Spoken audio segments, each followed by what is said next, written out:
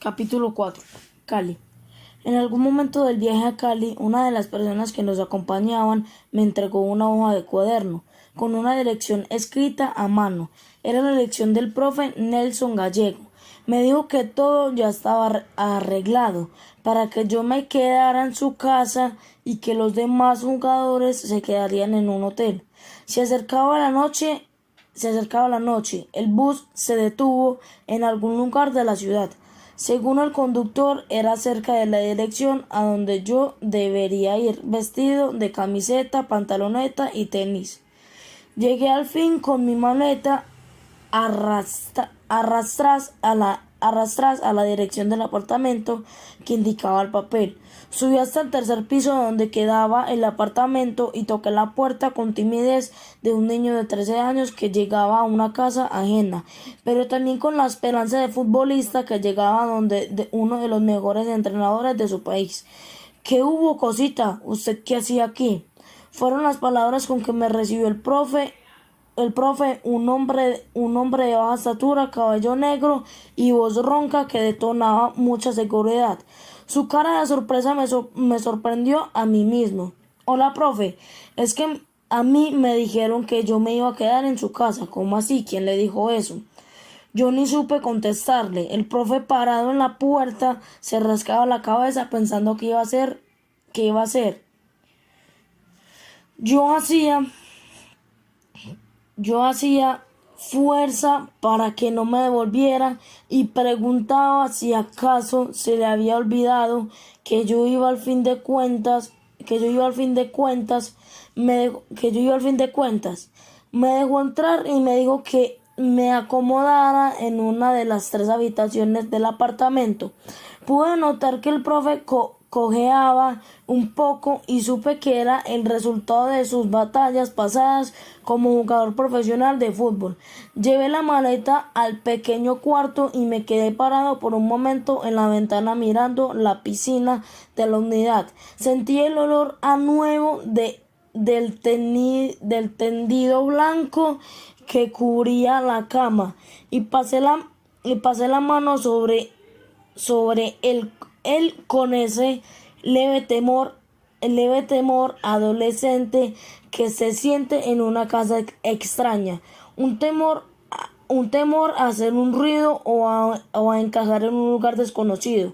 Luego volví a la sala y le pregunté al profe cómo iba a ser al día siguiente para ir hasta donde se jugaban los partidos. Aprenda a irse en bus, mijo, respondió. Yo no conocía la ciudad, creo que ni sabía dónde estaba parado. De alguna manera me las arreglé para llegar al otro extremo de la ciudad. A la cancha donde sería el primer partido, llevaba un pequeño maletín de la mano con mis guayos y una camiseta. Cuando comenzaron a llenar las planillas para el juego, me pidieron la tarjeta de identificación de identidad para poder inscribirme. Busqué en mi maletín dentro de los guayos, saqué la camiseta y la sacudí. Me revisé yo mismo por todos los lados y la tarjeta por ninguna parte se me había quedado. En el apartamento del profe Nelson, sin ese documento no podía jugar. Había en aquel sitio un señor de nombre Mario Agudelo. Él había sido un importante jugador profesional de fútbol y era muy amigo del profe Nelson Gallego. Cuando Mario se daba cuenta de que se me había quedado la tarjeta, le dijo al profe que le prestara el carro y que él iba hasta el apartamento a traérmela. Este hombre desconocido para mí cruzó la ciudad de extremo a extremo a toda prisa para traerme el documento y que yo alcanzara a jugar aquel partido. El acto de bondad de una persona tan importante me motivó aún más. Él dijo que había escuchado mi historia y que quería verme jugar. Creo que le gustó lo que vio y al terminar el partido nos invitó al profe Nelson y a mí a un restaurante cercano. De muy buena apariencia, recuerdo que me pidieron una picada para todos y le pusieron en el centro de la mesa la picada típica colombiana.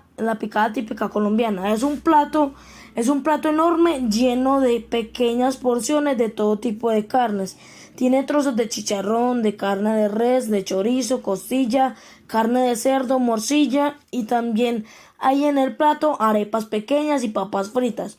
Para acompañar las carnes, la verdad es que era la primera vez en la vida que yo me sentaba frente a semejante plato. Como yo veía que cada uno iba escogiendo del plato lo que quisiera comer, me enfoqué en las carnes y le di duro como si no hubiera un mañana.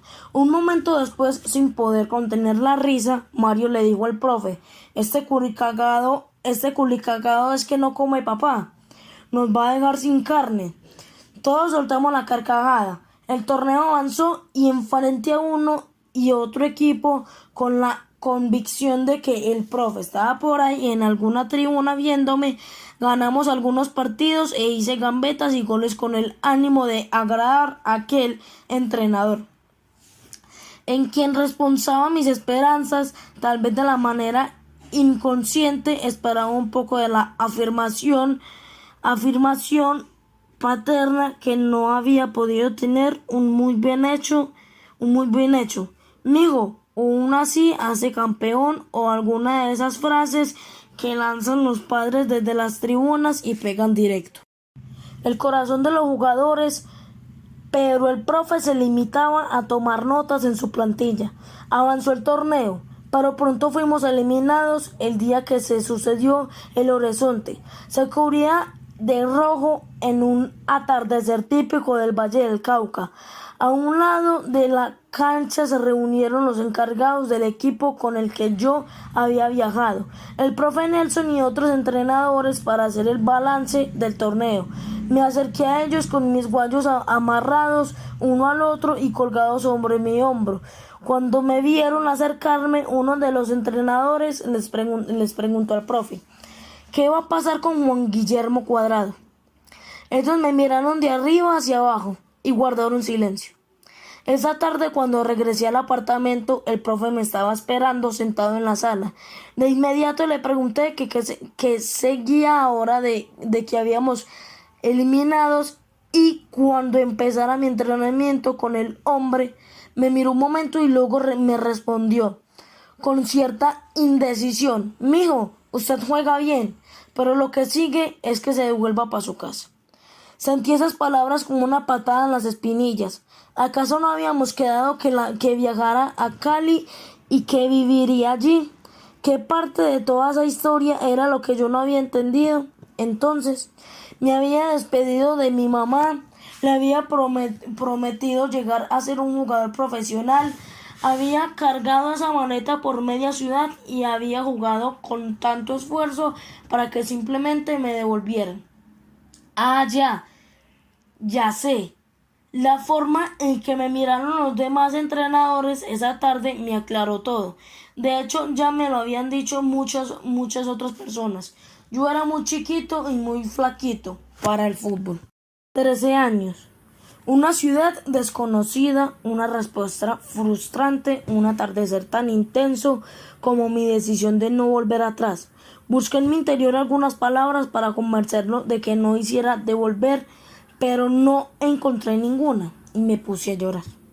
Yo no me voy a devolver, le dije sin parar de llorar, pero tampoco dejé de mirarlo por unos instantes. Y mi mirada fue suficiente para que él comprendiera que yo estaba hablando en serio o llorando en serio. Bueno, algo así. El profe se cogía la cabeza como pensando: ¿y ahora qué voy a hacer con este muchachito? De pronto, creyendo de haber encontrado una solución, sacó su bolsillo 300,000 pesos y me dio para que yo pudiera calmar mis penas y regresar con algo de dinero a casa. Yo no paraba de llorar, pero eso sí, tomé el dinero, lo conté y lo aseguré en la pretina de mis pantalones. Yo no me voy a devolver, insisto sin dejar de llorar. Pasaron algunos minutos, yo seguí llorando. El profe se rascó la cabeza y, presionado por mi llanto, tomó su teléfono celular y llamó a su esposa, que para ese entonces estaba en otra ciudad. Yo permanecí atento a lo que decía. Amor, ¿cómo te parece que me mandaron un muchachito de 13 años del Urabá que juega muy bien? Y ahora que ese muchacho no hace sino llorar porque se quiere quedar. ¿Qué hacemos con este pelado? La mujer al otro lado de la línea telefónica le hacía preguntas. Si el muchacho es bueno, pero tendría que quedarse a vivir en la casa, respondía el profe. El hombre colgó. Luego llamó a mamá para aclarar todas las situaciones y tuvo una conversación muy concreta con ella. Al terminar ambas llamadas, me miró como acaba de lanzar los dados y los mira esperando que caiga un 7. Pero en realidad no sabe qué número le va a salir y me dijo, te puedes quedar, pero vamos a tener que entrenar muy duro, Juan. Le agradecí al profe mientras me secaba las lágrimas. Tomé aire, corrí hacia la habitación y me pegué a la ventana para mirar la piscina mientras pensaba en mamá. No había un bolón allí, pero sabía que acababa de hacer una gambeta tan grande y desesperada, que el profe ni cuenta se dio por dónde había pasado el balón, y me la metí a la casa. Al día siguiente, muy temprano en la mañana, el profe me llamó a desayunar. Me había preparado huevos revueltos y pan de bono, recién horneado, que vendían cerca a su casa cuando nos sentábamos a frente en el comedor en medio del silencio de la mañana. Me dio las instrucciones de lo que sería mi nueva rutina en la mafrana. Haría los quehaceres domésticos y en las tardes entrenaría eso. Eso era todo. Esa misma tarde comenzamos a entrenar. El profe condujo su Renault 9 azul y recorrimos la ciudad al ritmo de los vallenatos de Diomedes Díaz hasta llegar al centro deportivo donde él entrenaba a los jugadores de la categoría primera C del Deportivo Cali. Era un lugar inmenso, lleno de las canchas de fútbol de diferentes tamaños. El profe me llevó aparte a una pequeña manga que servía como cancha al lado del complejo deportivo. En esa manga comenzó la historia de un entrenamiento personalizado, en el que cada tarde un sabio maestro trataría de formar a su discípulo. Allí pasamos horas y horas. Él tomaba el balón en sus manos y me explicaba la teoría del fútbol con las palabras sencillas. Luego ponía a rodar la esférica y me mostraba cómo se hacía cada cosa con algo que yo necesitaba aprender. La técnica, un nuevo atardecer rojizo. Una manga verdosa que sirve como cancha de fútbol. Un entrenador en lo mejor de sus cuarentas. Su pupilo y un balón que va y viene en búsqueda de la perfección que solo se lograba con miles o quizás millones de repeticiones. Una sed inalcanzable por aprender a jugar fútbol, a eso se le llama entrenar. Después del entrenamiento a solas me llevaba para que siguiera practicando con los jóvenes de la primera C de Cali. Eran muchachos más altos y de mayor talla, pero ahí me defendía e iba cogiendo cancha. Luego cruzábamos de nuevo la ciudad en su nave azul con cojinera de tela gris. Ponía un nuevo casete de vallenatos y hablábamos de cualquier cosa que tuviera que ver con el fútbol. El profe se dio la tarea de enseñarme a cocinar. Comenzamos con las clases básicas de picar cebolla y tomate, hasta que tiempo después, cuando el profe llegaba de noche y yo le recibía con un buen sudado de pollo y verduras con aroma casero. Así como mi sazón, mi técnica futbolística fue mejorando cada día. Quizás de alguna forma la salsa también hizo parte de mi crecimiento, tanto la salsa que preparaba en la cocina como la que escuchaba en cada esquina de Cali, la capital mundial de la salsa. Mamá siempre pendiente, llamándome a menudo, hablando conmigo y con el profe, insistiendo en que estudiara, que comiera bien, que me acostara temprano y que no fuera a tomar malos rumbos. Bueno, sas de madre. Ante su instancia, el profe me consiguió un colegio para que estudiara de noche. Pero la verdad es que yo preferiría entrenar doble jornada y casi no iba 6 meses. Después hubo un día especial. Mamá fue a visitarme. Después de tantas horas de viaje, llegó al apartamento con una sonrisa valiente que nunca le dejó espacio a la queja ni al temor. Para ese entonces ella trabajaba como su recepcionista en un hotel de Necoclí. La recuerdo bien. Era el tipo de mujer joven que entra en una habitación y nunca pasa desaparecida. Me colmó de abrazos, de besos, de consejos, de fuerza. Me llevó algunos billetes que había ahorrado y los puso doblados en mis manos, con el cuidado de quien entregaba una porcelana. Fuimos de paseo a un parque de diversiones y por primera vez en la vida de ambos disfrutamos juntos de una montaña rusa. Creo que esta montaña rusa era algo similar a nuestra vida en aquella época. Reímos en la vista y lloramos en la despedida. Había que seguir entrenando. Una de esas tardes de práctica, mientras caminaba hacia la pequeña manga que nos servía de cancha, vi llegar el bus verde y blanco del Deportivo Cali con sus vidrios oscuros y un imponente escudo al lado.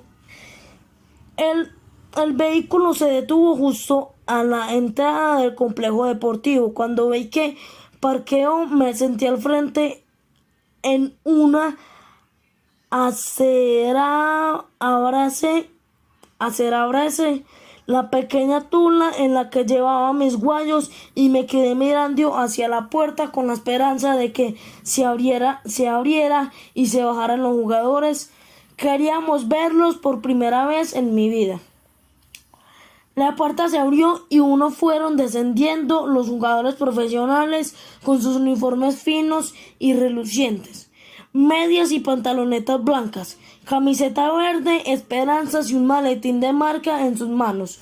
Algunos sonrientes, otros serios, todos rodeados de un halo de grandeza que a mis 13 años nunca había visto. ¡Wow! Entonces ellos son los profesionales, me dije a mí mismo, y al estar tan cerca de ellos, comprobar que eran de carne y hueso, y saber que de algún modo yo ahora estaba en su entorno. Algo en mi interior tuvo la fe suficiente para creer que yo también lo podía lograr y que algún día sería yo el que me bajaría de ese bus. Creo que en algún momento me adaptaré a Cali, al ritmo de vida que avanza a la velocidad de la salsa, a los entrenamientos a doble jornada y al aroma del pan de bono fresco llegando en las mañanas. Y creo que justo cuando supe que me había adaptado, se le terminó el contrato al profe Nelson. Esa noche el profe Nelson me explicó que él debía partir hacia Bucaramanga, donde sería el nuevo entrenador de las divisiones inferiores, pero que la gente de Cali le había dicho que yo podía quedarme ahí y seguir entrenando con ellos. Mijo, ¿qué quiere hacer? ¿Quiere irse conmigo para Bucaramanga o quiere quedarse y seguir adelante con el Cali? Mira que ellos le abren sus puertas y una buena oportunidad, me dijo el profe. Creo que no tuve que pensar mucho la respuesta. Profe, a donde usted vaya, yo voy. Y empacamos nuestras maletas con ilusión de que un día ese mentor y ese muchacho que entrenaba solo en una manga podrían ver el futuro de su trabajo. Y salimos en el Renault 9 azul, dejando atrás el aroma a pan de bono. Adivina, escuchando qué. ¡Ay, hombre!